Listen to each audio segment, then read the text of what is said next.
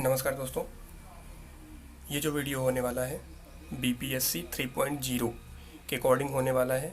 यानी जो एग्ज़ाम आपका जून में होना है उसी के अकॉर्डिंग मैंने टॉप 20 GK GS के क्वेश्चन लिए हैं और उसको मैं आपको करवाने वाला हूँ।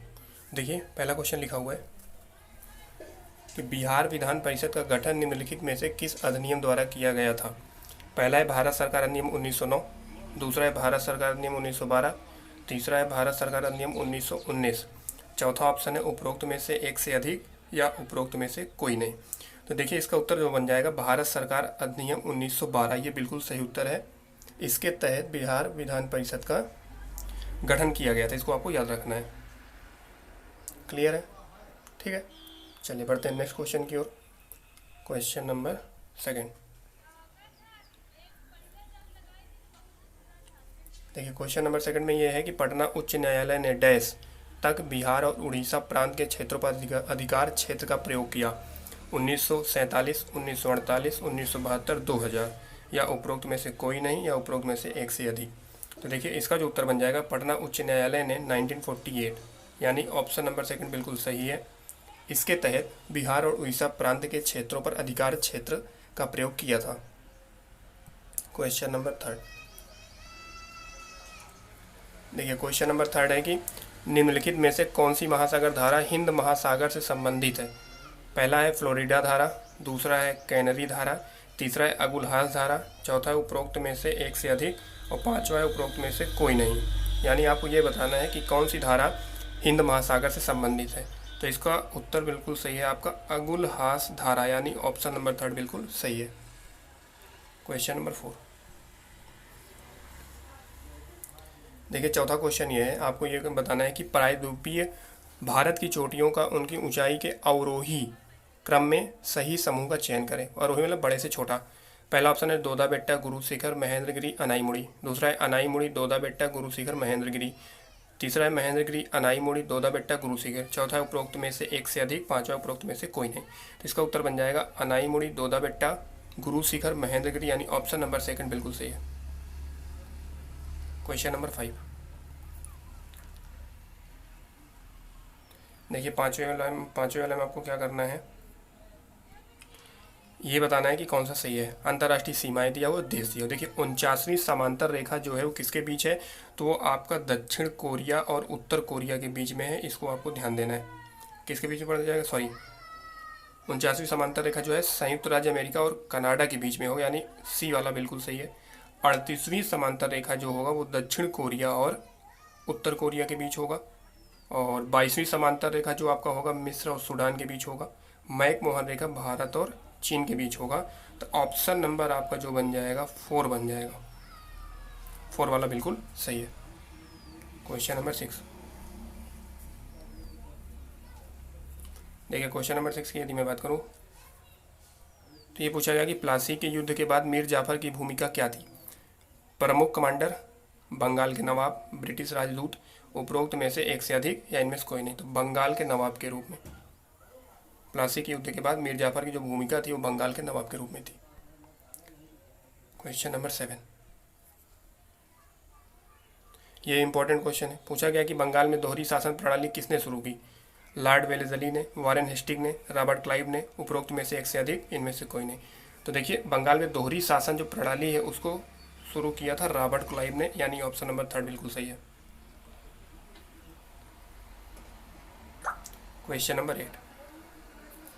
देखिए, क्वेश्चन नंबर 8 क्या कहता है, लिखा हुआ है मीर कासिम, सुजाउद्दौला और शाह आलम द्वितीय की संयुक्त सेना को किस युद्ध में हार का सामना करना पड़ा। बक्सर के युद्ध में, कि प्लासी के युद्ध में, कि करनाल की लड़ाई में, कि उपरोक्त में से एक से अधिक, कि इनमें से कोई नहीं। तो ये आपको बताना है। मीर कासिम, सुजाउद्दौला और शाह आलम द्वितीय की संयुक्त सेना को किस युद्ध में हार का सामना करना पड़ा। तो बताइए, बक्सर का युद्ध, कि प्लासी का युद्ध, कि करनाल की लड़ाई। तो देखिए, इनको जो हार का सामना करना पड़ा था वो करना पड़ा था बक्सर के युद्ध में। ऑप्शन नंबर 1 बिल्कुल सही है। Question number 9। देखिए, क्वेश्चन नंबर 9 है अली वर्दी खान के बाद बंगाल का नवाब कौन बना। मीर कासिम, सिराजुद्दौला, मीर जाफ़र, उपरोक्त में से एक से अधिक, इनमें से कोई नहीं, तो सिराजुद्दौला सेकंड सही है।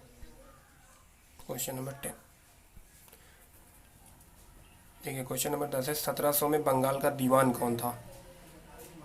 तो अलीवर्दी खान था, मुर्शिद अली कुली खान था कि सिराजुद्दौला? 1700 में बंगाल का जो दीवान था वो था मुर्शिद कुली खान।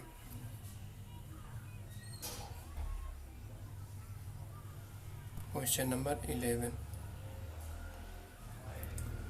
देखिए, 11 में है कि अल्फांसो डी अल्बुकर्क को किस भारतीय क्षेत्र पर कब्जा करने के लिए जाना जाता है?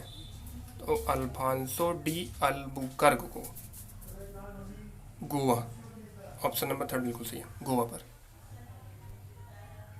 क्वेश्चन नंबर 12 क्या कहता है? बम्बई अंग्रेजों को दहेज के रूप में किस वर्ष दिया गया था? तो अंग्रेजों को 1661 में दिया गया है, ये बिल्कुल सही है। क्वेश्चन नंबर 13 प्लासी का युद्ध जिसने भारत में ब्रिटिश राजनीतिक नियंत्रण की शुरुआत को चिन्हित किया, कब लड़ा गया था? तो देखिए, प्लासी का युद्ध जो लड़ा गया था वो 1757 में, बिल्कुल सही है बोलो। Question number 14 Dutch east India company की स्थापना किस वर्ष हुई थी? 1579 में कि 1602 में कि 1616 में कि उपरोक्त में से एक से अधिक, इनमें से कोई नहीं, तो इसकी स्थापना 1602 में हुई थी। क्वेश्चन नंबर 15 देखिए, 15 क्या कहता है कि कौन सा फ्रांसीसी गवर्नर भारत में फ्रांसीसी उपनिवेश बनाने के प्रयासों के लिए जाना जाता है? Francois Caron, Jean Baptiste Colbert, Joseph Francois Dupleix, उपरोक्त में से एक से अधिक, इनमें से कोई नहीं, तो ये बिल्कुल सही है, Joseph Francois duplex. Question number 16 देखिए, पूछा गया कि संविधान के भाग 12 के अंतर्गत संपत्ति का अधिकार को मौलिक अधिकारों की सूची से हटाकर किस अनुच्छेद में शामिल किया गया? अनुच्छेद 300 में, अनुच्छेद 300A, अनुच्छेद 31C, उपरोक्त में से एक से अधिक, इनमें से कोई नहीं, तो अनुच्छेद 300A में किया गया, ये बिल्कुल सही है। 17 ठीक है, 17 क्या कहता है?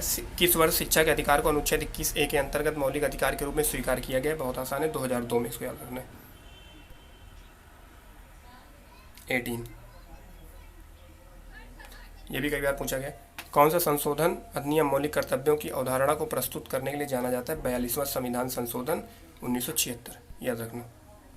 क्वेश्चन नंबर 19 देखिए, भारत में एकल नागरिकता कहाँ से लिया गया है? यूएसए से कि यूनाइटेड किंगडम से कि कनाडा से कि उपरोक्त में से एक से अधिक, इनमें से कोई नहीं, तो यूके यानी यूनाइटेड किंगडम से। क्वेश्चन नंबर 20 लास्ट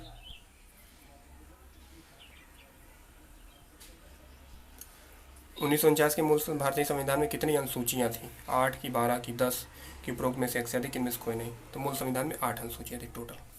तो फ्रेंड्स, आज के लिए बस इतना ही है, मिलते हैं नेक्स्ट वीडियो में। जय हिंद, जय भारत।